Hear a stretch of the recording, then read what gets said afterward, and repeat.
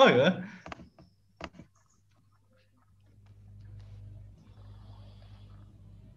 Nih atau banyak orang yang mau jadi presiden nih.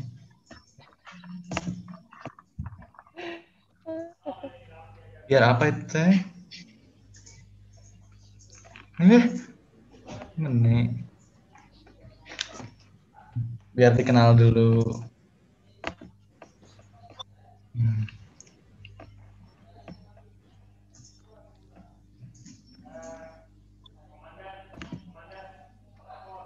Astagfirullah, emang nih calon wali kota Cimahi? Astagfirullahaladzim. Atau wali kota Cimahi?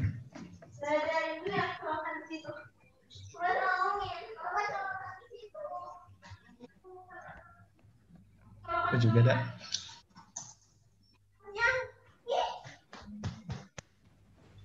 Aja di sini.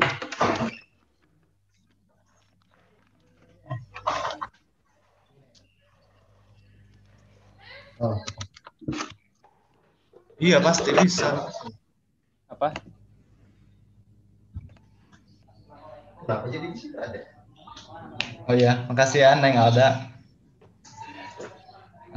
Abi Tipayun. Assalamualaikum.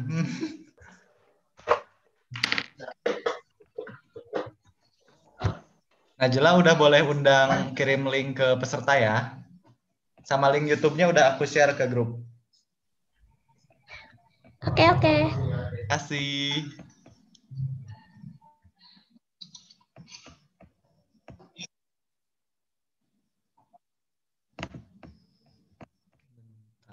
Harus dimatiin dulu.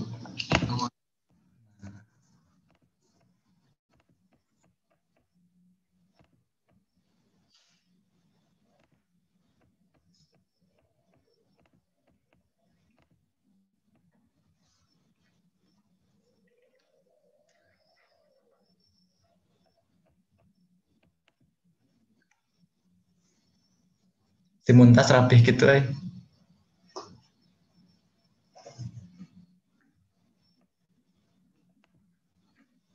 Iya tuh. Teman-teman muncul ya, aman. Anda juga rapih Pak. Sudah dari siang malah Anda mah. Selalu rapih dan mempesona anaknya, saya nggak ngerti lagi. Aduh.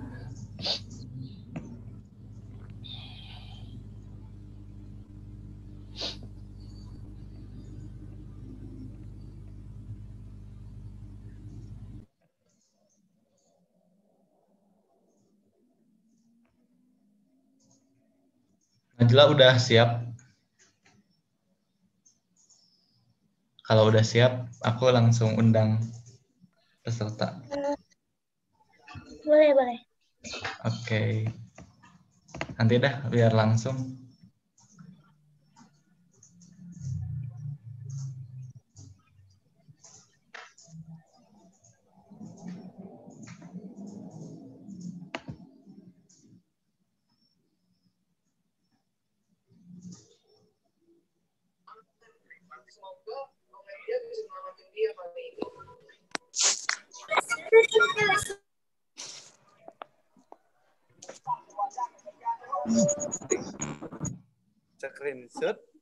Screenshot ya.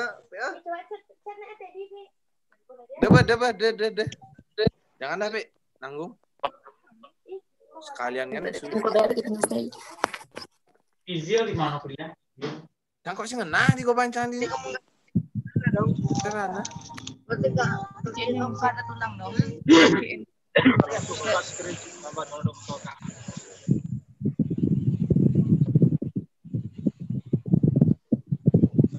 Mana itu jilbab?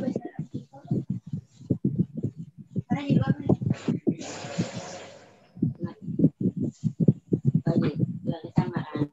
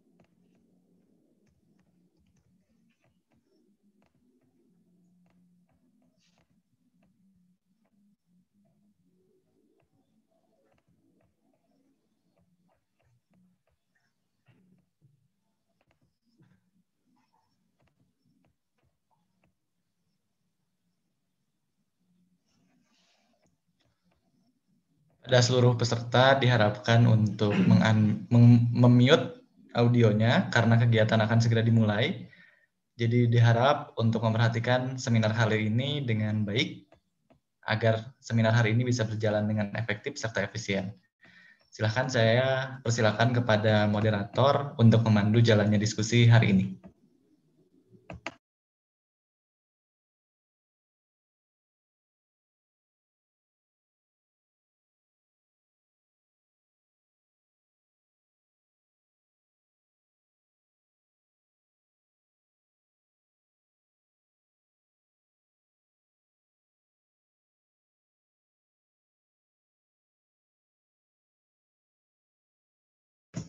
Kepada seluruh peserta diharapkan untuk tidak mencoret-coret layar.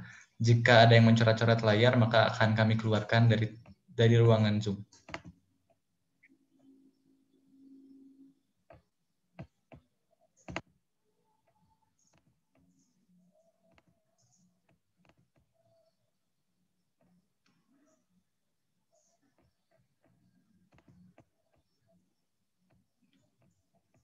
Silakan kepada moderator untuk memulai jalannya diskusi hari ini. Baik. Assalamualaikum warahmatullahi wabarakatuh. Selamat datang kepada seluruh peserta malam hari ini. Dan selamat malam. Bagaimana kabarnya hari ini? Semoga saya harapkan semuanya dalam keadaan sehat ya pastinya, dan semoga semuanya juga pasti di rumah masing-masing kan. Sebelumnya izinkan saya memperkenalkan diri terlebih dahulu. Nama saya Najla Dini Saputro sebagai moderator pada acara malam hari ini.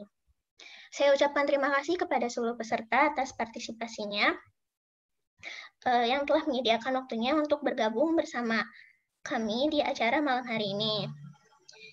Kemudian setelah itu saya akan menjelaskan terlebih dahulu apa sih sharing session pada malam hari ini. Jadi sharing session malam hari ini itu diadakan oleh komunitas Start Now IDN, di mana komunitas Start Now IDN ini merupakan sebuah komunitas yang bergerak melalui platform untuk memberikan perubahan melalui mimpi-mimpi yang ingin dicapai oleh masyarakat. Start Now IDN ini bergerak untuk meningkatkan motivasi dan membantu memberikan wawasan yang lebih luas untuk mencapai mimpi tersebut. Acara sharing session yang diadakan pada malam hari ini bertemakan optimalisasi diri untuk meningkatkan produktivitas. Nah, apa sih optimalisasi diri itu? Sebelumnya saya akan bercerita sedikit ya. Optimalisasi diri itu menurut saya merupakan suatu hal yang tidak mudah, karena untuk kita dapat berjalan optimal dalam melakukan seluruh kegiatan-kegiatan yang akan kita lakukan itu diperlukan usaha yang keras dan juga niat yang sungguh-sungguh. Namun jika kita sudah mampu untuk mengoptimalisasikan diri kita, maka kita dapat mampu mengasah potensi yang ada di dalam diri kita sehingga manfaat-manfaatnya itu dapat tersebar luaskan dengan baik. Nah, selanjutnya saya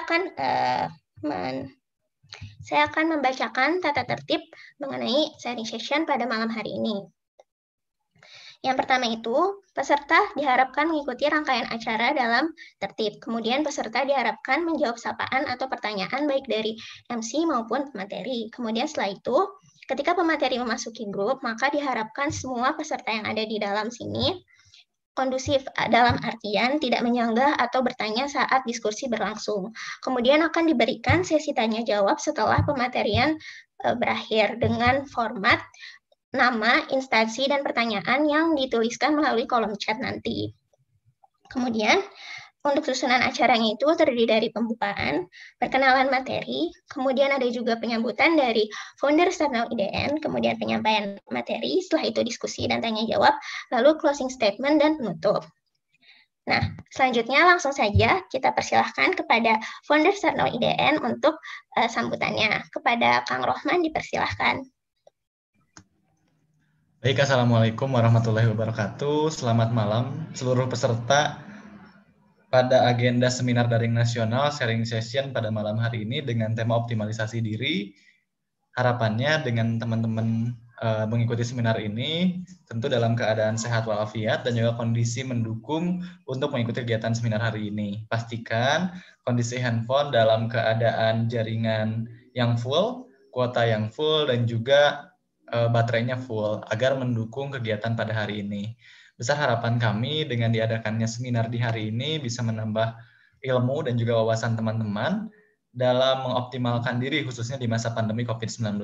Karena seperti yang kita ketahui, di masa pandemi COVID-19 ini banyak sekali hal yang tidak kita duga. Jadi besar harapan saya pribadi dalam menyelenggarakan seminar ini bisa bermanfaat untuk semuanya. Seminar hari ini kami hadirkan pemateri yang luar biasa dan tentunya sudah sangat ahli di bidangnya. Semoga bisa bermanfaat untuk teman-teman semuanya. Dan jangan lupa silakan untuk ikuti peraturan dari webinar pada hari ini. Jangan ada yang mengganggu jalannya seminar pada hari ini, khususnya yang mencoret-coret layar. Dan juga untuk yang lain-lainnya, mohon untuk dipatuhi. Jika ada yang mencoret-coret layar, maka akan kami keluarkan dari room Zoom. Terima kasih banyak. Wassalamualaikum warahmatullahi wabarakatuh.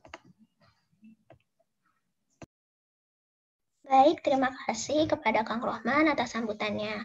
Nah, setelah ini rangkaiannya itu adalah saya akan membacakan terlebih dahulu CV dari pemateri kita pada malam hari ini.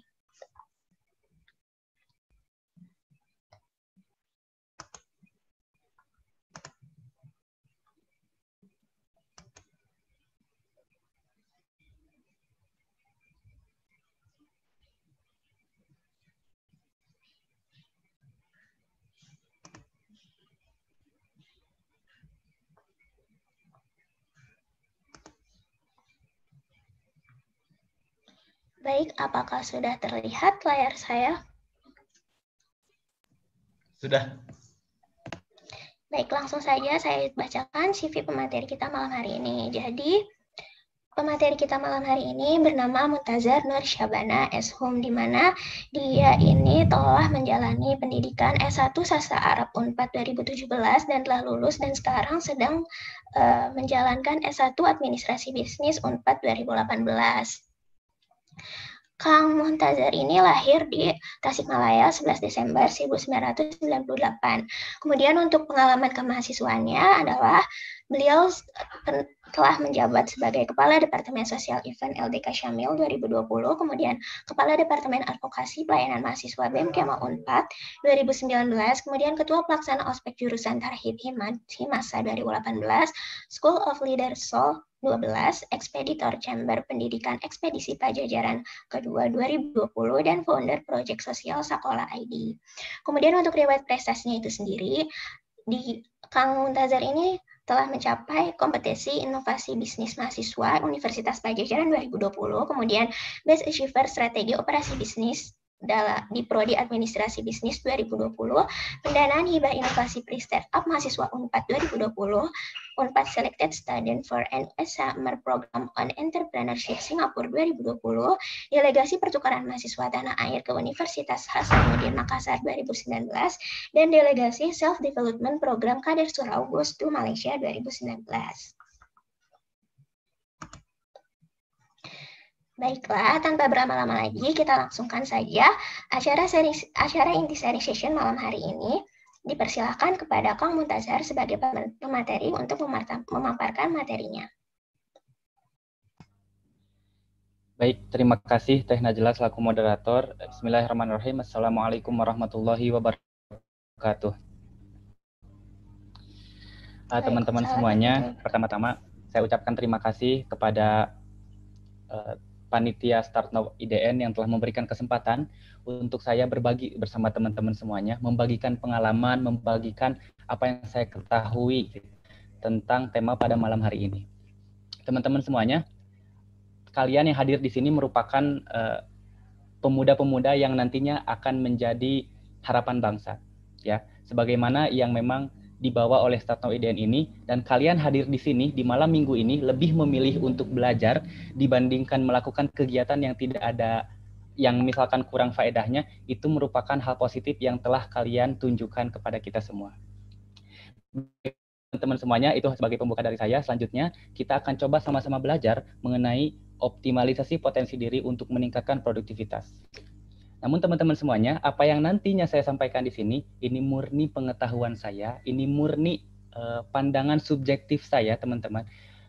Jika ada yang baiknya, teman-teman ambil. Jika ada yang buruknya, jangan teman-teman ambil. Saya menerima berbagai koreksi, saya menerima berbagai verifikasi dari teman-teman semuanya, karena pada hakikatnya yang belajar di sini bukan hanya teman-teman, tetapi saya juga belajar kepada teman-teman semuanya. Baik teman-teman, izinkan saya untuk share screen. Karena sudah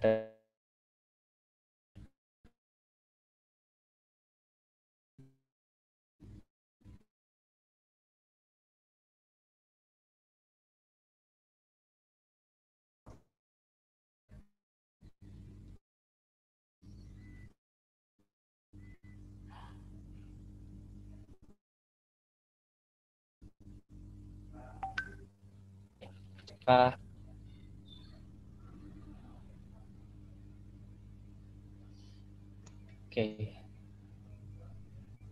Sudah terlihat? Iya, sudah terlihat, Kang.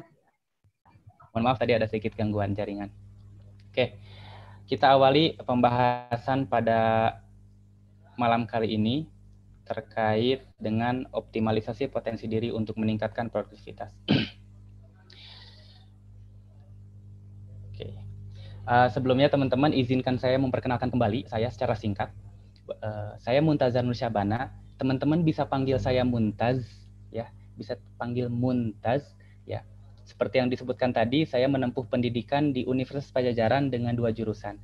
Yang pertama sastra 2017, alhamdulillah sudah lulus. Dan yang kedua administrasi bisnis Unpad, sekarang masih berjuang untuk menyelesaikan.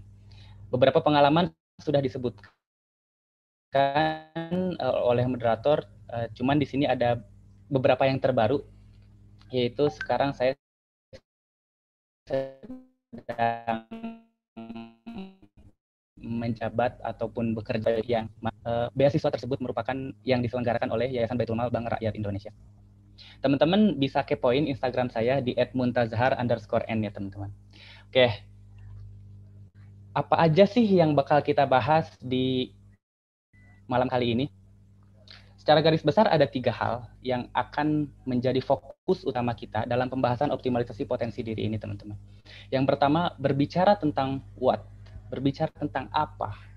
Ya, di kolom apa ini akan ada bahasan tentang apa itu potensi diri dan juga apa itu produktivitas. Ya, tidak jauh-jauh dengan tema yang memang kita usung malam hari ini. Terus yang kedua kita berbicara tentang why, berbicara tentang kenapa. Kenapa sih kita harus produktif? Apa urgensinya? Apa manfaatnya buat kita? Lalu bagaimana seandainya jika kita tidak produktif? Apa ancamannya buat kita? Oke. Setelah berbicara tentang why, kita akan berbicara tentang how. Ini adalah inti pembahasan kita. Bagaimana caranya kita agar bisa menemukan potensi diri sehingga bisa menjadi seorang yang produktif. Di sini kita akan sedikit bercerita tentang teori multiple intelligences dan juga tips and trick menemukan potensi diri. Kita lanjut. Oke. Izinkan teman-teman saya awali pembahasan kali ini dengan sebuah cerita.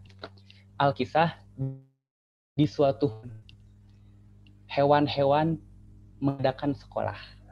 Hewan-hewan belajar gitu. Mereka belajar segala hal yang memang menjadi keahlian dari semua hewan yang ada di hutan. Mereka belajar berenang, mereka belajar menggali, mereka belajar terbang dan yang lain sebagainya.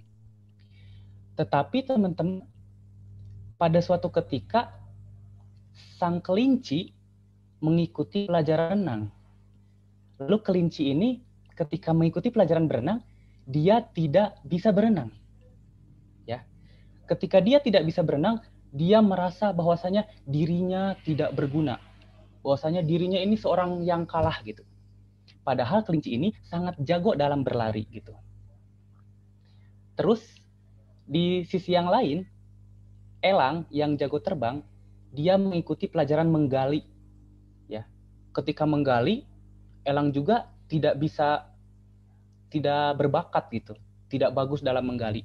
Dan elang ini pada akhirnya merendahkan dirinya gitu. Bahwasanya dia merupakan hewan yang tidak berguna. Padahal elang ini jago terbang. karena si kelinci ini fokus terhadap ketidakmampuan dia berenang dan elang fokus terhadap ketidakmampuan dia menggali, maka kelinci kehilangan kecepatan berlarinya dan juga elang kehilangan kemampuan terbangnya karena karena mereka mengalami yang namanya trauma, merasa bahwasanya dirinya tidak berguna. Nah, ini sedikit cerita teman-teman yang akan menjadi landasan pembahasan kita pada malam hari ini. Bahwasanya setiap hal, setiap orang, setiap sesuatu itu ada keahliannya pada bidangnya masing-masing. Ya. Oke, kita keep dulu sampai sini ceritanya, nanti akan kita lanjutkan di sesi selanjutnya. Oke, kita langsung masuk ke pembahasan. Yang pertama kita akan berbicara tentang apa. Apa itu potensi diri dan juga apa itu produktivitas. Teman-teman, berbicara tentang apa, ini merupakan hal yang paling luar yang memang seringkali kita dapatkan ketika mempelajari sesuatu.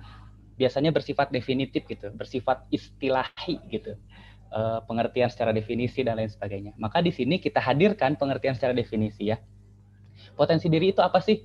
Banyak pasti teman-teman pandangan tentang apa sih sebenarnya potensi diri itu.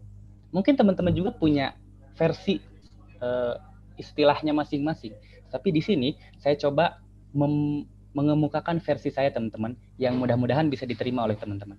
Ya, potensi diri adalah kemampuan ataupun kekuatan diri dari seseorang, baik yang belum terwujud ataupun yang sudah terwujud. Tapi si kemampuan tersebut ini belum sepenuhnya terlihat atau digunakan secara maksimal oleh orang tersebut. Maka disitulah muncul yang namanya potensi. Karena ada peluang untuk muncul sesuatu yang lebih baik dari sebelumnya. Ingat-ingat ya, itu potensi diri. Terus yang kedua, apa itu produktivitas? Ya. Produktivitas kalau secara kasar, secara umum, pasti akan berkaitan dengan ekonomi. Produktivitas kerja, produktivitas produksi, dan lain sebagainya. Tetapi kita di sini berbicara tentang produktivitas diri. Lalu apa itu produktivitas diri? Produktivitas diri adalah pengoptimalan potensi diri dan waktu untuk mencapai kehidupan yang diinginkan dengan cara yang kita inginkan. Teman-teman bisa lihat di sini yang di dalam kurung kunci-kunci dari pengertian produktivitas. Yang pertama adalah optimasi, yang kedua adalah purpose ataupun tujuan, yang ketiga adalah work style ataupun cara yang kita lakukan. Jadi produktivitas adalah mencapai tujuan hidup dengan memaksimalkan, dengan mengoptimalisasikan waktu kita, aset kita, potensi diri kita tanpa mengorbankan cara-cara yang kita inginkan. Maksudnya gimana? Kadang-kadang gini, orang ingin mencapai sesuatu, ingin mencapai A. Mereka menghabiskan waktu yang sangat banyak untuk mencapai hal tersebut. Sampai mereka juga mengorbankan kesenangan-kesenangan yang bisa diraihnya. Misalkan pekerja ini bekerja terus sampai lembur, sampai stres karena ingin mendapat gaji yang besar. Apakah itu yang dinamakan produktif? Tidak. Produktif itu jangan sampai mengorbankan work style, cara kita gitu. Jadi produktif itu bukan bekerja lama gitu, tapi bekerja yang cepat dan tepat kalau dalam hal pekerjaan. Oke. Itu yang pertama tentang what. Kita coba lanjut ya. Lalu yang kedua, kita di sini akan berbicara tentang why. Ya, tentang mengapa gitu. Teman-teman coba deh tanya pada diri teman-teman sendiri. Kenapa sih teman-teman ikut seminar ini? Kenapa sih teman-teman ikut webinar ini? Kenapa sih teman-teman mau gitu mengorbankan kuota teman-teman untuk ikut hal seperti ini? Kenapa gitu? Kalau teman-teman sudah mendapatkan why-nya teman-teman, alasannya teman-teman, maka teman-teman akan semangat mengikuti ini gitu kan. Lalu tapi ketika teman-teman tidak mengetahui kenapa teman-teman ingin ikut ini hanya untuk main-main saja, ya teman-teman juga akan main-main saja gitu. Makanya penting dalam segala sesuatu untuk mengetahui what is the big why gitu. Apa alasan terbesar, apa ya yang menyebabkan teman-teman ingin mengetahui sesuatu tersebut. Di sini kita akan berbicara tentang mengapa kita harus produktif, mengapa bagaimana jika kita tidak produktif gitu. Ancamannya apa? Oke, next ya. Oke, teman-teman. Di sini ada yang namanya urgensi produktivitas. Lagi-lagi ini merupakan kesimpulan ataupun rangkuman gitu yang saya bikin, yang saya buat untuk teman-teman, karena lagi-lagi urgensinya itu banyak versinya teman-teman. Tetapi kan yang namanya apalagi generasi milenial ya, biasanya tuh ingin hal yang lebih praktis gitu kan. Maka saya di sini coba hadirkan hal yang lebih praktis, tetapi mudah-mudahan bisa merangkum dari urgensi-urgensi yang ada tentang produktivitas. Apa sih urgensi produktivitas? Yang pertama, dengan kita menjadi pribadi yang produktif, kita akan bekerja lebih cepat. Ingat ya teman-teman, bekerja lebih cepat. Bukan bekerja lebih lama, bukan bekerja lebih banyak gitu, bukan, tapi bekerja lebih cepat. Tetapi menghasilkan lebih banyak gitu kan. Ya, menghasilkan lebih banyak. Jadi gitu. Ya, misalkan yang disebut produktif tuh gini. Ketika teman-teman bisa memproduksi, misalkan kalau kita berbicara tentang ekonomi lagi-lagi, misalkan teman-teman bisa memproduksi 5 buah tas misalkan dalam waktu 1 jam misalkan. Teman-teman bisa menjahit 5 tas dalam waktu 1 jam. Kalau teman-teman menjadi orang yang produktif, teman-teman bisa menghasilkan 5 buah tas itu hanya dalam waktu misalkan setengah jam. Atau teman-teman dalam waktu 1 jam bisa menghasilkan 20 tas. Ya. Jadi bekerja lebih cepat, menghasilkan lebih banyak. Gitu. Kalau teman-teman jadi orang yang produktif. Terus yang ketiga, hemat energi teman-teman. Ya, karena kan dengan bekerja lebih cepat, energi kita akan hemat. Gitu. Dengan menjadi orang yang produktif juga, kita akan bisa tahu pekerjaan-pekerjaan mana saja yang harus kita kerjakan, mana yang harus kita tinggalkan gitu. Mana yang bisa kita delegasikan, mana yang bisa kita jadwalkan untuk dikerjakan nanti. Maka dengan seperti itu, kita akan menghemat energi kita sehingga tidak kehilangan work style kita, teman-teman. Ya, yang tadi disebutkan dalam definisi. Lah, yang 3 ini pada intinya dengan menjadi pribadi yang produktif, kita akan bisa mengerjakan sesuatu secara efektif dan juga efisien. Ini yang menjadi kunci dari slide ini ya. Efektif dan efisien. Ingat teman-teman. Efektif itu apa sih? Efisien itu apa sih gitu kan? Seringkali kita ini nggak tahu ya gitu. Atau malah ketuker-tuker nih. Ya, antara efektif dan efisien. Seringnya kayak gitu. Makanya di sini saya coba hadirkan definisi singkat untuk masing-masingnya. Jadi efektif itu adalah do right things. Kita melakukan hal yang benar. Ya, melakukan hal yang benar. Kalau efisien itu do things right. Kita melakukan sesuatu dengan benar. Kalau yang tadi efektif melakukan hal yang benar, kalau efisien melakukan sesuatu dengan benar, melakukan hal dengan benar. Gimana sih contohnya? Contohnya gimana? Nah, contohnya gini teman-teman. Misal, teman-teman ini mempunyai tujuan ingin makan es krim. Misalkan tujuannya kayak gitu. Maka yang disebut efektif adalah melakukan hal yang benar. Ya. Jadi teman-teman, karena teman-teman ingin makan es krim, teman-teman membeli es krim, gitu kan? Ya, teman-teman tidak membeli bakso gitu. Teman-teman tidak membeli cilok gitu kan. Ya, kalau teman-teman ingin makan es krim lalu teman-teman membeli es krim, maka teman-teman telah melakukan sesuatu yang efektif. Melakukan hal yang benar gitu. Ya. Jadi kalau teman-teman mau makan es krim tapi malah beli bakso, itu tidak efektif, teman-teman. Gitu. Ya. Lalu apa itu efisien? Efisien contohnya gini. Teman-teman tuh ingin makan es krim. Lalu teman-teman disebut efisien adalah ketika teman-teman melakukan sesuatu dengan benar. Yaitu misalkan es krimnya dimasukkan ke mulut gitu kan. Nah, itu efisien karena melakukan sesuatu dengan benar. Kalau teman-teman es krimnya misalkan malah dilempar, itu kan nggak benar kan?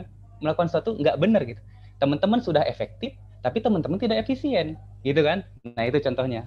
Mungkin mudah-mudahan contoh tersebut bisa ditangkap oleh teman-teman ya, bedanya efektif dan efisien.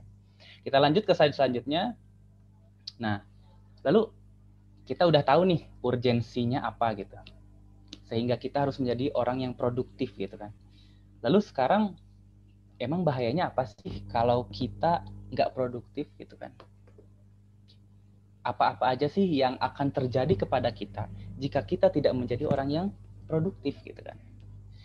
Ini di sini secara sedikit, paling sedikit ada 3 hal. Ada 3 hal yang membahayakan teman-teman. Yang menjadi dampak dari ketidakproduktifan teman-teman dalam menjalani kehidupan. Yang pertama adalah teman-teman akan menjalani yang namanya kehidupan yang melelahkan. Ingat ya teman-teman, salah satu manfaat produktif adalah hemat energi. Maka teman-teman ketika tidak produktif akan lelah teman-teman. Contohnya gimana? Contohnya gini, bayangkan ada orang yang mengayuh kapal dengan tangannya. Padahal ada dayung di sampingnya gitu kan. Maka apa yang akan terjadi? Ya dia akan lelah gitu ya. Ada dayung di sampingnya, tapi dia malah menggunakan tangan. Kalau dalam pengertian yang tadi, dia tidak apa? Dia tidak efisien gitu kan, tidak melakukan sesuatu dengan benar. Dia ingin mendayung, tapi malah pakai tangan gitu kan. Padahal ada dayung gitu kan. Maka dia akan lelah gitu kan. Itu adalah analoginya. Penerapannya bagaimana? Penerapannya seperti ini. Teman-teman, jika tidak produktif, maka teman-teman tuh akan berusaha untuk berhasil, tapi di area yang memang bukan minatnya dan memang bukan kemampuannya. Gitu. Kayak yang tadi contohnya, cerita yang tadi. Ketika kelinci berusaha untuk menjadi perenang yang handal, maka dia tidak akan bisa. Jika dia memaksakan, maka itu tidak produktif. Dia tidak melakukan sesuatu yang benar. Dia tidak efektif gitu kan. Ya, maka dia hanya akan mendapatkan kelelahan, teman-teman. Kenapa itu bisa terjadi? Karena kelinci ini tidak tahu potensinya apa gitu kan. Sehingga dia melakukan hal yang tidak efektif gitu kan. Lalu yang kedua, dampak dari tidak produktifnya hidup adalah akan mengalami yang namanya kehidupan yang gagal. Ya. Maksudnya gimana kehidupan yang gagal? Jadi gini, kehidupan ini biasanya dihitung ataupun diukur dengan seberapa baik kinerja kita gitu dalam menjalani kehidupan gitu kan. Produktivitas yang baik akan menghasilkan kinerja yang baik. Yang tadi contohnya teman-teman ya, yang tadi. Ketika teman-teman ini tidak produktif, maka teman-teman ini hanya akan menghasilkan sesuatu dengan sedikit. Tapi membuang-buang energi. Maka teman-teman akan besar peluangnya untuk gagal mencapai target yang teman-teman telah tetapkan. Maka untuk bisa mencapai target dengan baik, teman-teman harus menjadi seorang yang produktif. Ingat, produktif adalah orang yang melakukan sesuatu dengan efektif dan efisien. Ingat ya. Yang ketiga, teman-teman juga akan mengalami yang namanya kehidupan yang mengecewakan, teman-teman. Ya, maksudnya gini, kehidupan yang mengecewakan itu. Ketika teman-teman menjadi orang yang produktif, maka teman-teman akan mengetahui apa saja yang menjadi prioritas hidup teman-teman. Ya. Kalau teman-teman nggak menjadi orang yang produktif, teman-teman nggak produktif dalam menjadi kehidupan, teman-teman akan melakukan segala sesuatu. Padahal itu tuh bukan prioritas teman-teman. Pada akhirnya gimana? Pada akhirnya teman-teman hanya akan kecewa karena sebenarnya hal-hal yang dilakukan oleh teman-teman itu tidak diperlukan oleh teman-teman, gitu kan? Nah, makanya gitu kan, bahaya seseorang tidak produktif adalah akan menjalani kehidupan yang memang melelahkan, dan juga gagal dan juga mengecewakan. Lagi-lagi kita coba pikirkan mengapa ini semua bisa terjadi. Mengapa seseorang bisa tidak produktif adalah karena dia tidak mengetahui apa yang menjadi prioritas hidupnya. Dia tidak mengetahui sebenarnya potensinya itu apa, gitu kan. Inilah cikal bakalnya, teman-teman. Lanjut ya. Nah, yang ketiga. Tadi di sesi 1 dan 2 kita sudah mengetahui apa ya? Dampak-dampak gitu kan. Manfaat-manfaat dan juga ancaman-ancaman gitu dari ketidakproduktifan seseorang, manfaat dari keproduktifan seseorang gitu kan. Yang tentunya teman-teman tuh ingin hindari gitu ancaman-ancaman tersebut dan juga ingin mendapatkan manfaat tersebut. Ya. Tetapi yang tadi kita sebutkan bahwasanya cikal bakalnya adalah potensi diri. Ya, ingat-ingat. Yang membedakan orang bisa produktif dengan orang tidak produktif adalah sejauh mana, bagaimana dia memahami, dia mengenali potensi dirinya apa. Kita kalau melihat ke cerita yang tadi, jika si kelinci ini memahami potensinya adalah seorang pelari yang cepat, maka dia akan menjadi orang yang produktif.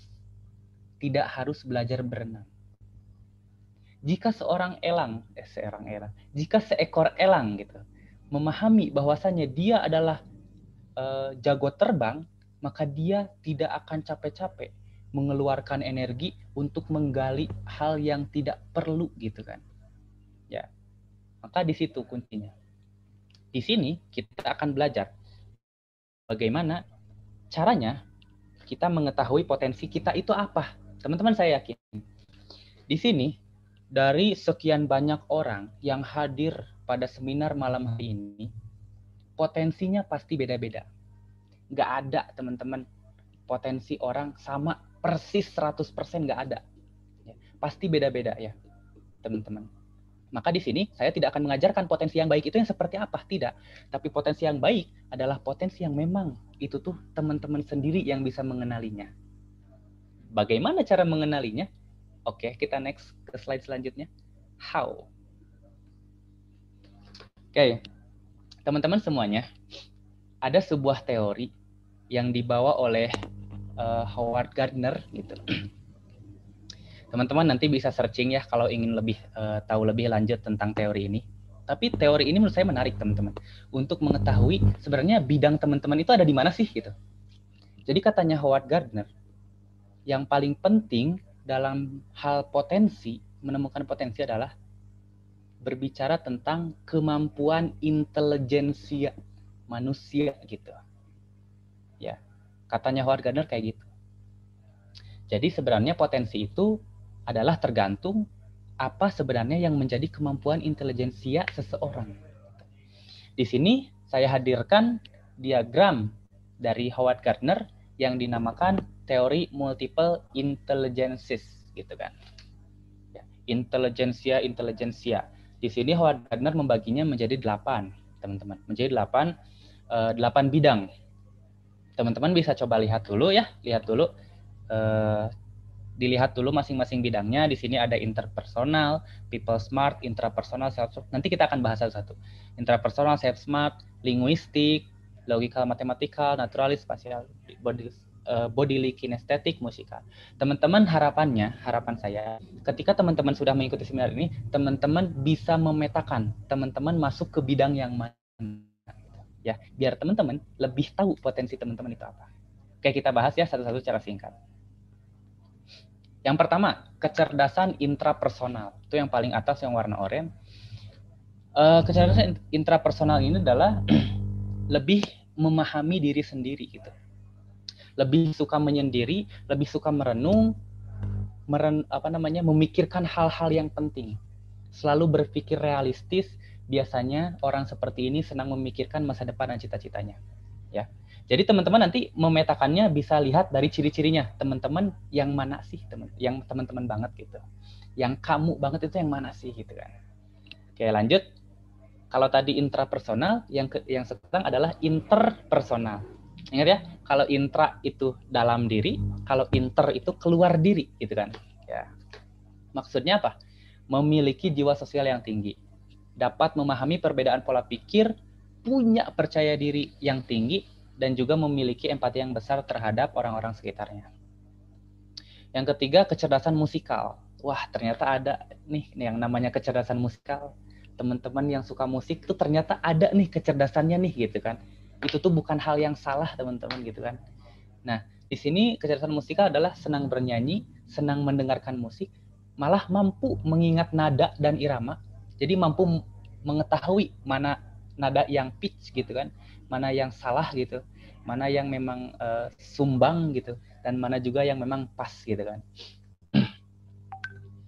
Dan yang keempat, kecerdasan kinestetik. Kalau ini mah lebih kepada kemampuan jasmani. Jadi seseorang yang lebih mengedepankan atau lebih menonjol di bidang bodinya gitu, di bidang jasmaninya gitu.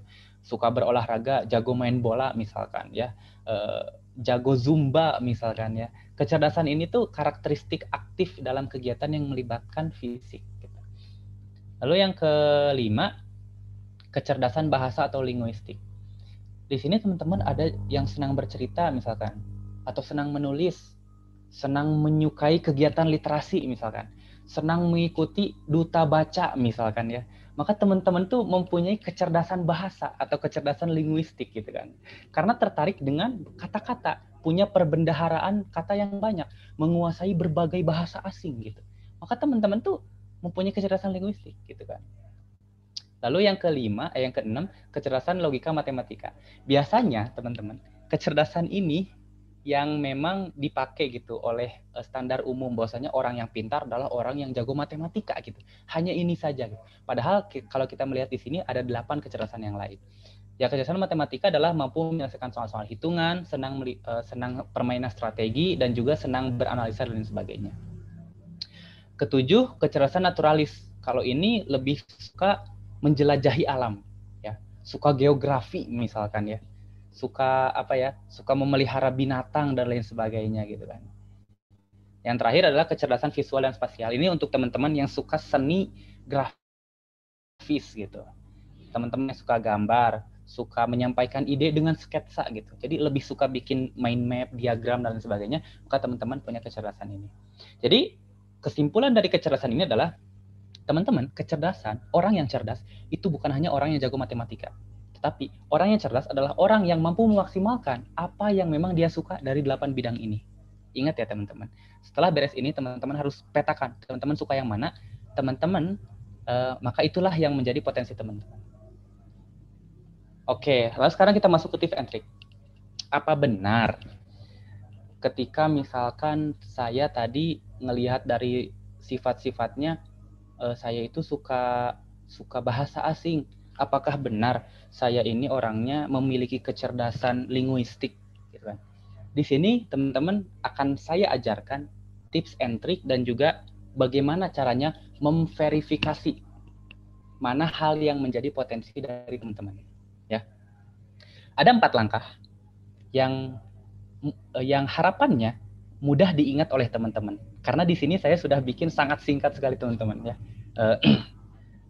Jadi yang pertama itu hobi, yang kedua itu koneksi, ketiga eksplorasi, yang keempat inspirasi, gitu kan ya. Jadi harapannya mudah diingat teman-teman ya. 4 hal ini untuk menemukan potensi diri, untuk menemukan atau untuk memastikan, memverifikasi potensi teman-teman itu apa. Yang pertama ini hobi. Hobi itu berbicara tentang bidang apa sih yang teman-teman senangi gitu. Ya. Yang tadi bagaimana cara kita mengetahuinya adalah dengan kita melakukan perjalanan diri. Perjalanan diri teman-teman. Teman-teman itu sukanya apa sih? Coba aja pilih dari 8 yang tadi, teman-teman lebih suka yang mana? Itu yang paling gampang caranya. Ya. Atau yang kedua caranya adalah teman-teman, apa yang menjadi hobi teman-teman adalah teman-teman ketika melaksanakannya, teman-teman enjoy. Teman-teman berani untuk malah mengeluarkan uang, mengeluarkan tenaga sebanyak apapun demi melaksanakan hal tersebut. Teman-teman misalkan suka naik gunung, teman-teman berani mengeluarkan budget yang besar, teman-teman berani berolahraga gitu, hanya untuk bisa naik gunung gitu. Sesemangat itu gitu. Maka teman-teman kemungkinan besar mempunyai hobi kecerdasan yang tadi, yang naturalis, yang alam gitu ya. Lalu yang kedua, coba koneksi. Koneksi teman-teman, tanyakan kepada orang-orang terdekat, kepada sahabat, kepada orang tua, kepada teman, kepada guru gitu, tanyakan bahwasanya menurut mereka teman-teman aku ini orangnya itu kayak gimana sih? Lagi-lagi yang paling gampang adalah dengan memakai 8 bidang yang tadi. Ya. Jika teman-teman tidak punya gambaran, maka pakai 8 bidang yang tadi. Terus yang ketiga adalah eksplorasi. Eksplorasi itu seperti ini teman-teman. Coba hal baru. Ya. Coba hal baru ini ada 2 pengertian. Yang pertama, coba hal baru adalah ketika teman-teman sudah mendapatkan sinyal bahwasanya teman-teman ini mempunyai kecerdasan, misalkan kecerdasan matematika, maka teman-teman coba hal baru dalam bidang matematika, strategi dan sebagainya. Coba pastikan gitu sampai benar-benar yakin teman-teman itu potensinya di situ. Atau yang kedua, teman-teman coba hal baru di bidang yang lain. Karena teman-teman potensi itu bisa saja lebih dari 1. Ya. Ingat, potensi itu bisa lebih dari 1. Tidak mutlak teman-teman, tidak mutlak ya. Maka teman-teman bisa saja ketika teman-teman merasa saya jago matematika, tapi teman-teman juga punya ketertarikan di dunia grafis misalkan. Maka coba pastikan, coba hal baru. Yang tadinya teman-teman hanya tertarik dalam hal grafis, sekarang mencoba untuk mulai mempraktekkan. Ya. Terus yang keempat adalah inspirasi. Kalau ini adalah untuk menguatkan potensi kita. Kita harus membuat banyak banyak masukan gitu, banyak masukan ke kita, banyak input, banyakin membaca, banyakin melihat fenomena di sekitar kita, dan banyakin merasakan ya apa saja sebenarnya yang memang bisa kita lakukan untuk menguatkan potensi kita. Oke, mudah-mudahan sampai sini teman-teman sudah mendapatkan nih triknya cara mengetahui potensi diri teman-teman tuh kayak gimana gitu kan. Dan mudah-mudahan teman-teman juga bisa menjadi orang yang produktif gitu kan. Ini mungkin slide terakhir dalam sesi sharing session ini, yaitu hal-hal yang harus dihindari ketika teman-teman mencoba untuk menemukan potensi diri dan juga mencoba untuk mengoptimalkan potensi diri adalah stop doing this. Yang pertama, stop membandingkan diri dengan orang lain. Ya. Ingat teman-teman, kesuksesan itu tidak berbicara tentang orang lain. Tapi kesuksesan adalah berbicara tentang kamu sendiri gitu. Teman-teman harus ubah mindset-nya. Bahwasanya sukses bukanlah mengalahkan orang lain, tapi sukses adalah berhasil mencapai target yang telah ditetapkan oleh diri sendiri. Itu yang dinamakan sukses. Jangan membandingkan diri dengan orang lain. Kelinci, kalau membandingkan diri dengan ikan, maka dia akan menjadi orang yang rendah diri karena tidak bisa berenang. Maka kelinci punya potensinya masing-masing, ikan punya potensinya masing-masing. Terus yang kedua, berhenti memiliki kesadaran diri yang rendah. Ya, sadar diri teman-teman. Ya, kalau teman-teman tidak jago dalam hal renang, jangan maksain. Mungkin itu bukan potensi teman-teman. Kalau sebatas bisa, belajar untuk bisa, oke, sebatas bisa, oke, nggak apa-apa. Untuk survive, misalkan jika ada hal-hal yang bencana yang terjadi. Tetapi jangan bercita-cita untuk menjadi perenang profesional. Jika memang sudah dicoba, itu teh bukan bakat teman-teman gitu. Jadi coba eksplorasi bakat yang memang telah menjadi potensi teman-teman. Ya. Yang ketiga, berhenti mengabaikan feedback ataupun umpan balik.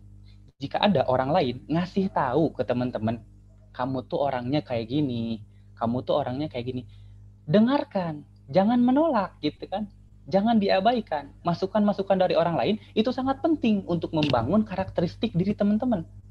Jika kita mempelajari Johari Window, teman-teman, teori Johari Window untuk mendapatkan kepribadian, maka salah satu hal pentingnya adalah kita membutuhkan feedback dari orang lain.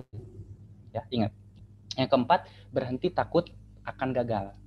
Ingat teman-teman, manusia itu punya jatah gagalnya masing-masing. Ya, jangan membandingkan jatah gagal teman-teman dengan yang lain. Dan juga gini, jangan takut gagal. Kenapa? Karena teman-teman, siapa tahu kalau teman-teman belum pernah gagal sampai sekarang, siapa tahu jatah gagal teman-teman ada di masa depan. Siapa tahu gitu. Makanya, mending gagal sekarang, lalu memperbaiki untuk kesuksesan masa depan daripada belum pernah gagal, lalu tiba-tiba gagal ketika kita sudah di atas. Itu lebih sakit teman-teman. ya. Jadi berhenti takut gagal gitu kan. Oke, mungkin slide selanjutnya akan saya gunakan sebagai closing statement. Untuk pemaparan saya cukupkan sampai di sini. Terima kasih teman-teman yang sudah mendengarkan, dan untuk selanjutnya saya kembalikan kepada moderator.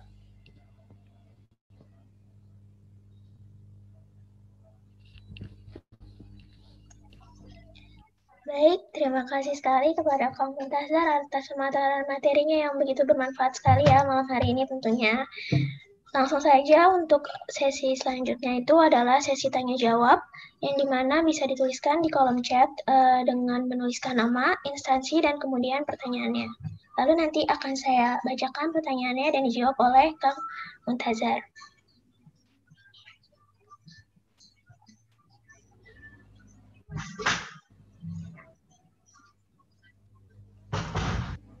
Baik, langsung saja untuk pertanyaan yang pertama ada dari Novia Adriana dari daerah Jambun Jorong ingin bertanya, bagaimana cara kita untuk bisa percaya diri?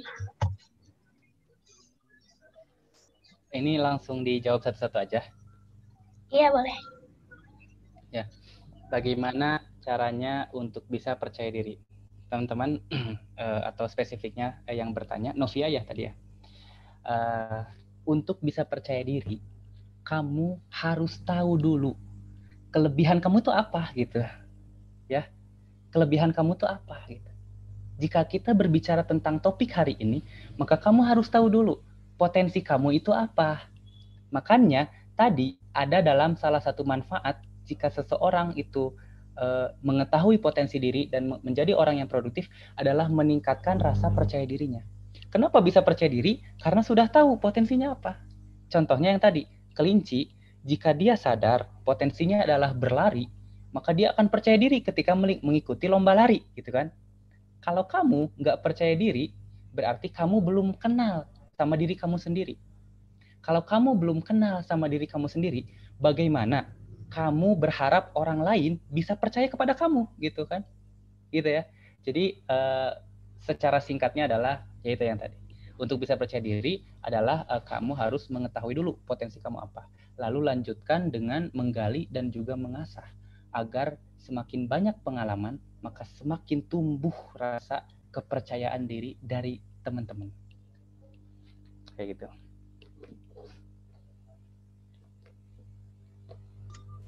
Baik, terima kasih Kang Muntazar atas jawabannya. Selanjutnya untuk pertanyaan yang kedua, ada dari Fadli Andika, Institut Teknologi Telkom Purwokerto. Pertanyaannya, bagaimana jika kita sudah mengetahui potensi kita dan ingin mengembangkannya di jurusan kuliah, namun orang tua tidak memberikan izin, bahkan meremehkan potensi kita? Apa yang seharusnya dilakukan ya, bagaimana? Wah, ini pertanyaannya cukup dilematis ya, soalnya berbicara tentang keinginan ataupun pemahaman pribadi dan juga yang bertentangan dengan kehendak orang tua. Cukup dilematis teman-teman, tetapi saya coba menjawab ya. Bagaimana kita sudah mengetahui potensi kita dan ingin mengembangkannya, gitu kan? Tetapi orang tua tidak menghendaki, gitu kan? Gini, saya hanya bisa memberikan saran. Yang pertama, coba teman-teman, kalau teman-teman memang benar sudah tahu potensi teman-teman apa, coba buktikan. Buktikan menjadi sesuatu yang bisa dilihat oleh orang tua teman-teman. Ya, menjadi sesuatu yang memang bisa dilihat. Karena orang tua itu mungkin ya, mungkin tidak menghendaki karena adanya rasa kurang percaya terhadap anaknya. Rasa apakah anak saya ini benar sudah tahu potensinya atau tidak. Maka coba jadikan itu potensi teman-teman menjadi hal yang bisa dibuktikan dan ditunjukkan kepada orang tua teman-teman. Misal teman-teman itu punya potensi dalam musik tapi orang tua tidak menghendaki. Maka coba bikin sebuah musik yang indah gitu, yang memang yang bisa ditunjukkan kepada orang tua teman-teman. Atau kalau perlu ikuti sebuah ajang, ikuti sebuah hal ataupun kompetisi yang teman-teman bisa mendapatkan rekognisi, mendapatkan pengakuan atas potensi teman-teman tersebut. Misalkan teman-teman ikut sebuah kompetisi musik dan teman-teman mendapatkan juara. Itu cukup untuk menunjukkan bahwasanya teman-teman sudah tahu terhadap potensi teman-teman. Kalau teman-teman belum bisa membuktikan potensi teman-teman kepada orang lain, kepada orang tua terutama, maka harus dipertanyakan, apa teman-teman sudah betul memahami potensi teman-teman sendiri atau belum? Itu saran yang pertama. Lalu saran yang kedua adalah coba dibicarakan baik-baik. Coba dibicarakan baik-baik. Karena teman-teman pada akhirnya saya selalu percaya bahwasannya apa yang dilakukan oleh seorang anak, kesuksesan yang didapat oleh seorang anak, kegagalan yang didapat oleh seorang anak, itu tidak terlepas dari peran hubungannya dengan orang tua. Siapa tahu ketika teman-teman punya potensi dan teman-teman menyadari itu potensi teman-teman, tapi teman-teman selalu gagal dalam menjalaninya, mungkin memang ada restu orang tua yang memang tidak bisa dilangkahi gitu. Makanya coba dibicarakan baik-baik, dan ya saya yakin dengan adanya komunikasi yang baik, maka teman-teman mudah-mudahan bisa mengembangkan potensi dengan diikuti oleh restu orang tua. Coba cari win-win solusinya. Orang tua maunya apa, teman-teman maunya apa, cari jalan tengahnya kayak gimana.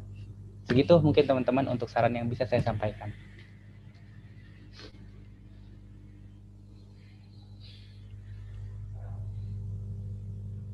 Oke, lanjut. Baik. Untuk pertanyaan selanjutnya ada dari Alfizah dari Politeknik Kalteks Riau. Pertanyaannya, bagaimana cara kita untuk tidak membandingkan diri kita, apalagi kemampuan yang kita miliki dengan orang lain, untuk menghindari rasa insecure kita?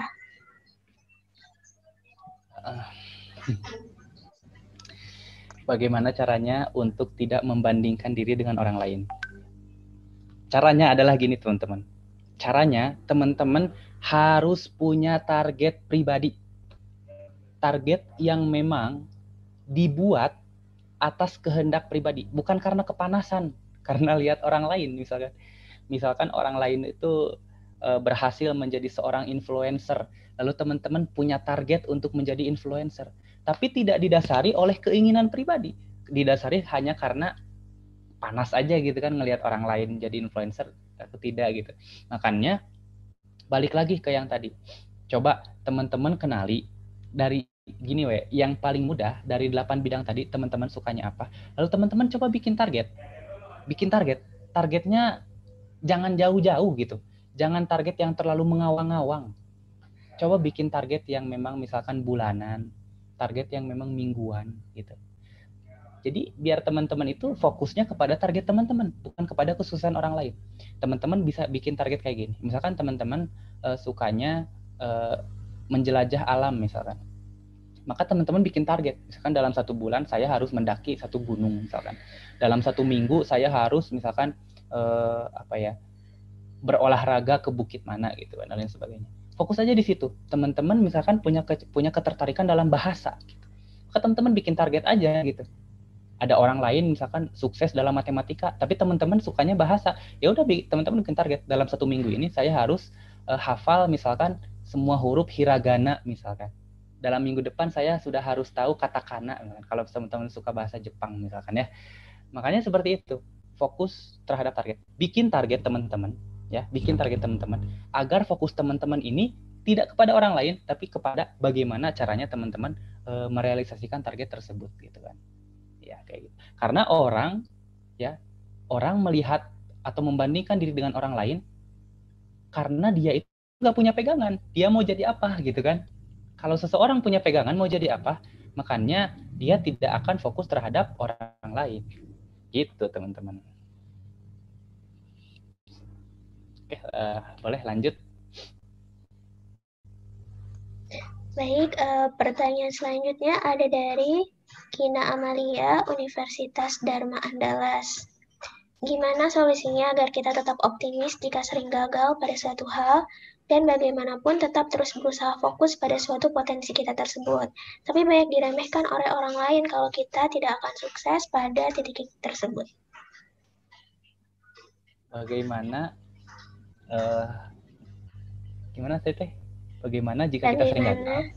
Ya, kita sering gagal pada suatu hal, tapi kita tetap berusaha dalam potensi tersebut. Tapi diremehin juga sama orang lain kalau kita itu nggak akan sukses di potensi tersebut. Gitu. Oke, yang pertama, jika teman-teman selalu gagal, benar-benar selalu gagal, teman-teman harus verifikasi kembali. Apakah benar hal-hal yang teman-teman lakukan itu adalah hal yang teman-teman sukai gitu. Jadi siapa tahu gitu kan, siapa tahu teman-teman selalu melakukan itu bukan karena teman-teman suka, tapi karena tuntutan dari orang lain.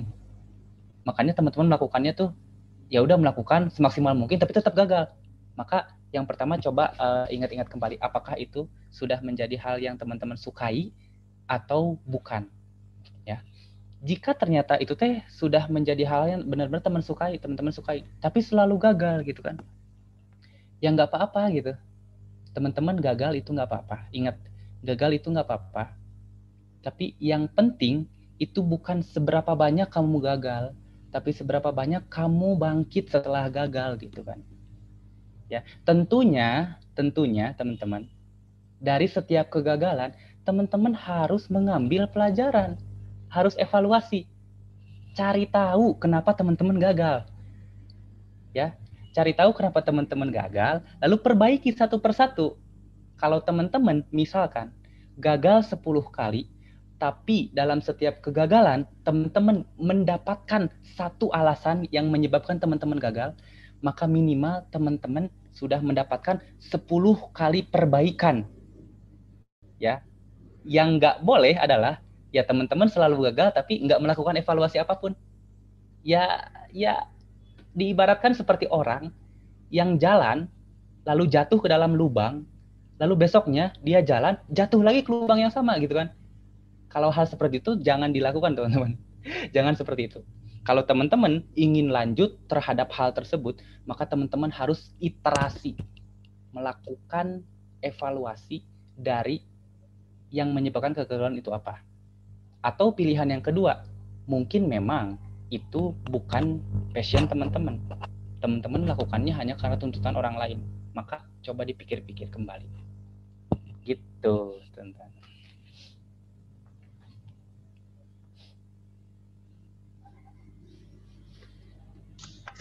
Baik, mungkin ini yang terakhir kali ya. Boleh. Selanjutnya ada dari Isna ini Nikmatul Kamara Universitas Ahmad Dahlan. Mungkin ini pertanyaannya agak sedikit bertolak belakang dari yang tadi dijelaskan oleh Kang Muntazar. Pertanyaannya, bagaimana cara membuat diri kita untuk tidak lengah ataupun menyerah dalam mencapai sesuatu yang bukan ahli kita dengan ejekan-ejekan buruk dari orang terdekat? Bagaimana agar kita nggak menyerah melakukan sesuatu yang bukan ahli kita gitu? Ya, betul. Yang bukan ahli kita. Ini harus diverifikasi lagi ya. Maksudnya gini, apakah sesuatu tersebut bukan ahli kita itu memang bukan passion kita, atau itu tuh passion kita, tapi kita belum ahli gitu kan? Itu kan jadi ada dua pengertian.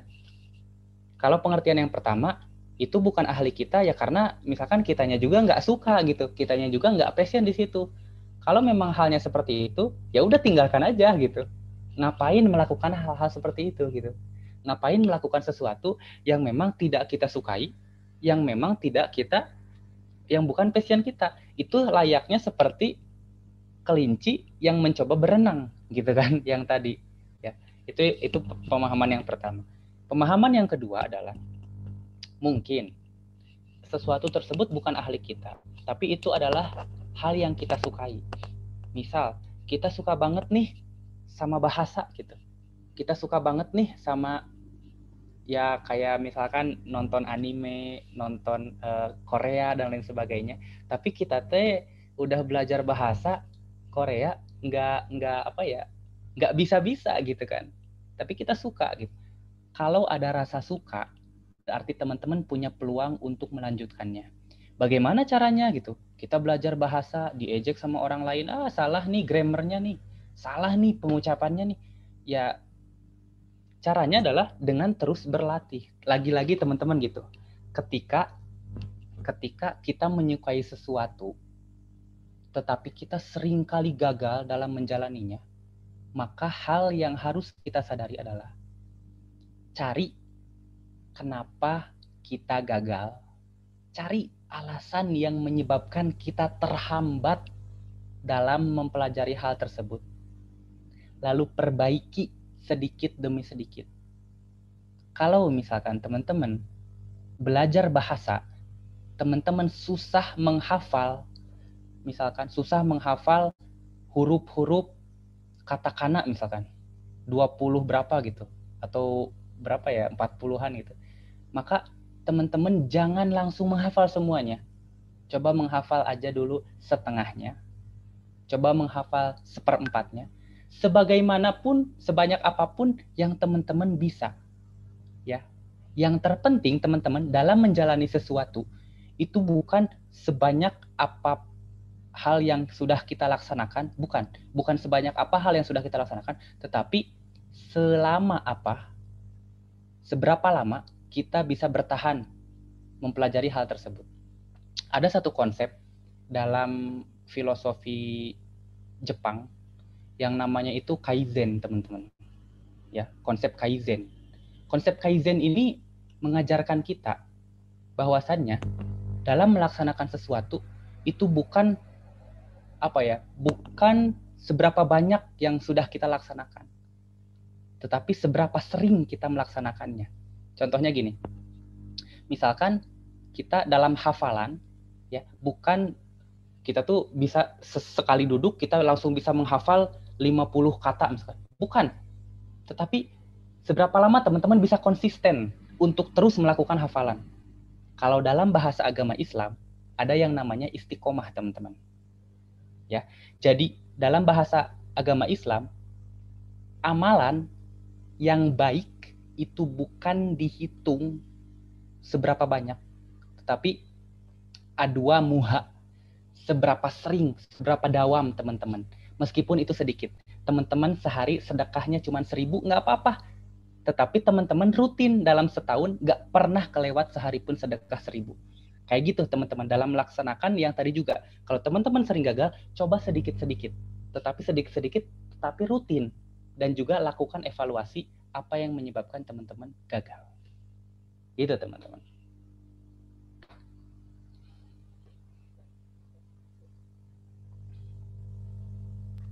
Baik, terima kasih sekali kepada Kang Muntazar atas jawabannya yang sangat memberikan informasi yang begitu bermanfaat untuk kita pada malam hari ini.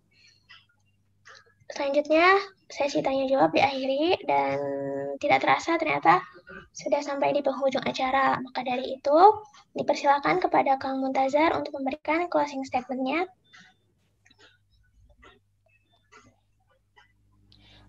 Untuk closing statement, saya izin share screen lagi teman-teman ya. Oke. Nah, ini. Oke, ini yang pertama.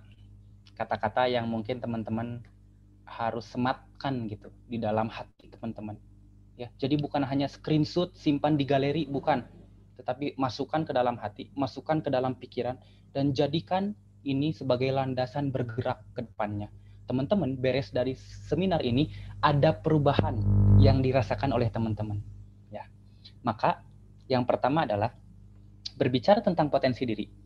Potensi diri itu harus digali, teman-teman. Sama seperti minyak bumi. Tidak ada minyak bumi yang berada di atas tanah. Nggak ada. Kita harus mencari lokasi yang tepat untuk menggali minyak. Kedalamannya pun tidak selalu sama. Ada yang cepat ditemukan. Ada yang perlu menggali lama karena minyaknya ada jauh di kedalaman. Potensi diri teman-teman harus digali dan dalam proses menemukannya tidak selalu sama.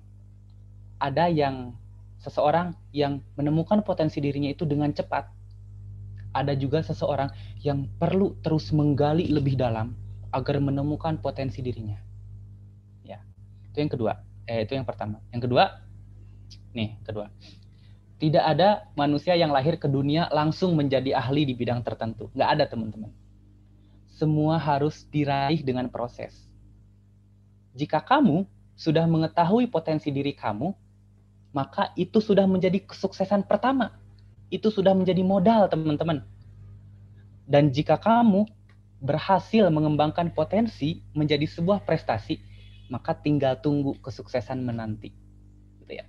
kuncinya adalah lagi-lagi ya, dalam bahasa agama Islam, teman-teman, tidak ada satupun manusia yang lahir ke dunia itu langsung mengetahui sesuatu.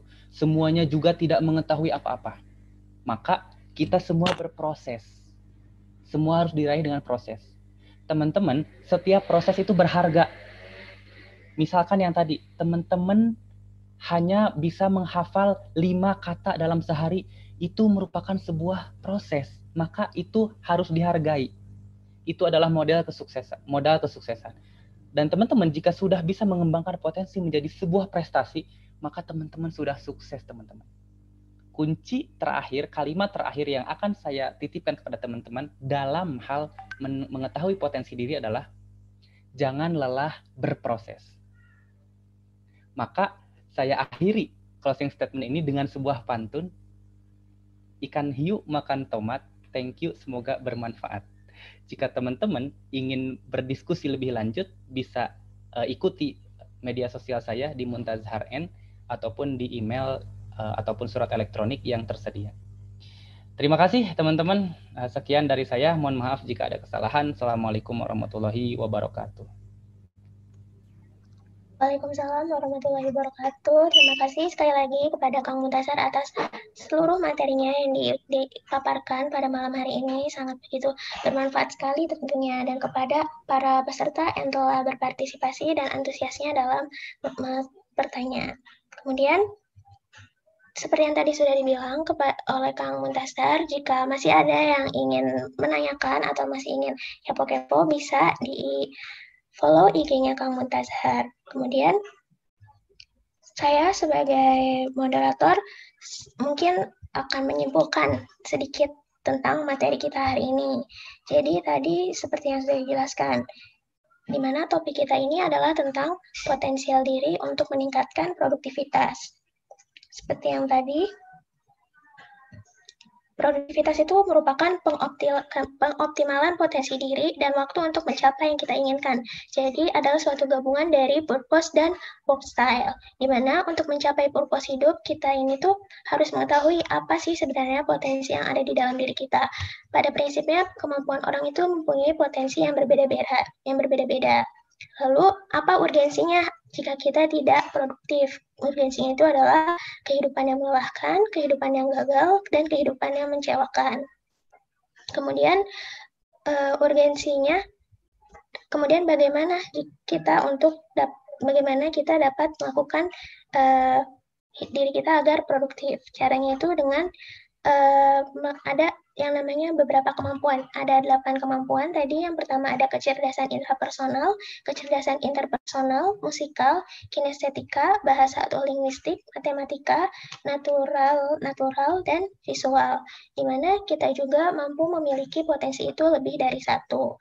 Lalu bagaimana tips dan triknya? Yang pertama itu adalah dengan hobi, koneksi, eksplorasi, dan inspirasi. Lalu hal yang perlu kita lakukan, hal yang harus kita hindari itu agar kita mampu mengoptimalisasikan diri kita itu yang pertama, jangan membandingkan diri kita dengan orang lain. Kemudian, jangan memiliki kesadaran diri yang rendah dan mengabaikan feedback dari orang-orang sekitar, dan jangan takut untuk gagal, karena sukses itu adalah berhasil mencapai target yang disusun oleh diri sendiri, bukan berhasil mengalahkan orang lain. Kemudian manusia itu juga pasti mempunyai jatah gagalnya masing-masing. Jadi lebih baik mending gagal sekarang daripada gagal ketika sudah di puncak, karena itu rasanya lebih menyakitkan. Seperti itu. Dan tadi juga closing statement yang telah dipaparkan oleh Kang Muntasar juga itu sangat bermakna sekali ya pastinya. Baiklah, ternyata sudah di ujung acara. Maka dari itu saya sebagai moderator mohon maaf apabila terdapat banyak kesalahan dalam memandu diskusi pada malam hari ini, dan sekali lagi terima kasih kepada Kang Muntasar dan seluruh peserta pada malam hari ini yang telah memaparkan materi dan kemudian berinteraksi. Kemudian setelah itu langsung saja kita tutup acara malam hari ini dengan berdoa sesuai kepercayaan masing-masing.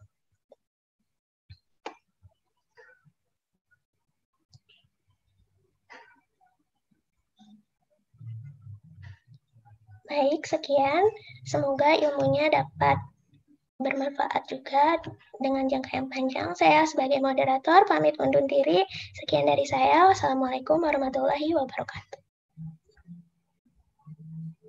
Baik, terima kasih moderator. Selanjutnya kita akan ada agenda sesi foto bersama. Jadi silakan kepada seluruh peserta untuk menyalakan videonya. Akan dipandu oleh Teh Usnul. Mangga Teh Usnul. Ya, mangga buat teman-teman semua untuk menyalakan videonya yang ingin berfoto. Jadi di sini ada 5 slide, jadi mohon ditahan dulu senyumnya, nanti akan saya pandu.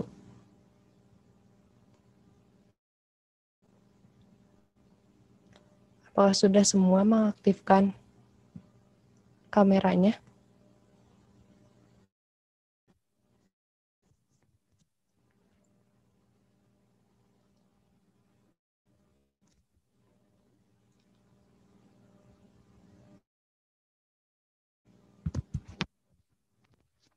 Saya mulai ya dari slide yang pertama.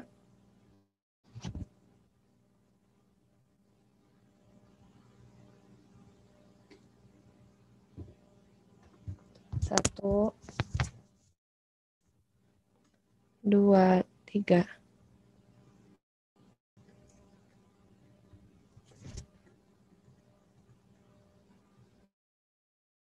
Tahan.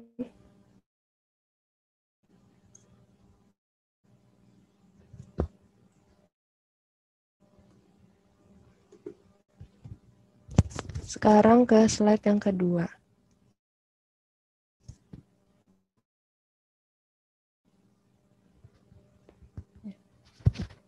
Sebentar.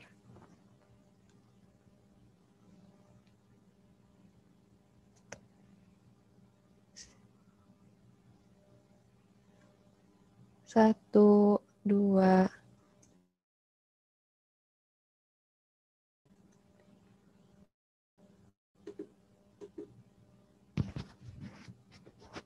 Selanjutnya di slide ketiga.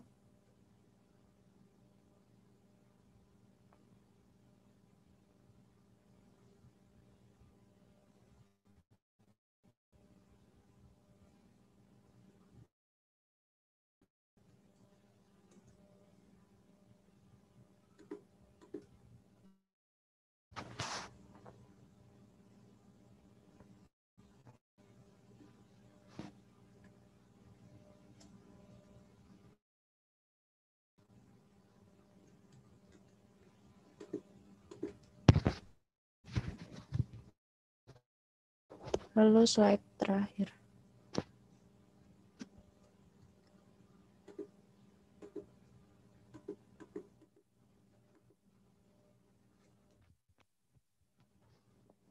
Sudah cukup.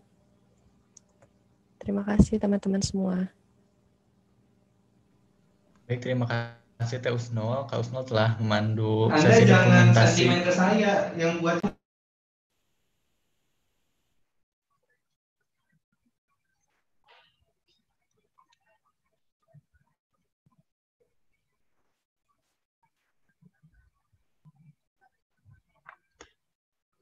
Selanjutnya, untuk informasi mengenai sertifikat dan daftar hadir, nanti akan dibagikan. Untuk daftar hadirnya, silahkan nanti akan dicantumkan oleh panitia di chat, dan untuk sertifikat nanti akan dikirimkan H+2 setelah seminar berlangsung. Terima kasih.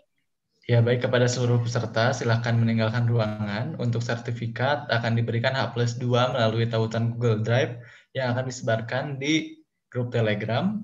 Lalu juga untuk link absensi bisa diakses, nanti akan diinformasikan kemudian. Silahkan teman-teman simak grupnya, nanti akan diinformasikan selanjutnya. Silahkan boleh live grup.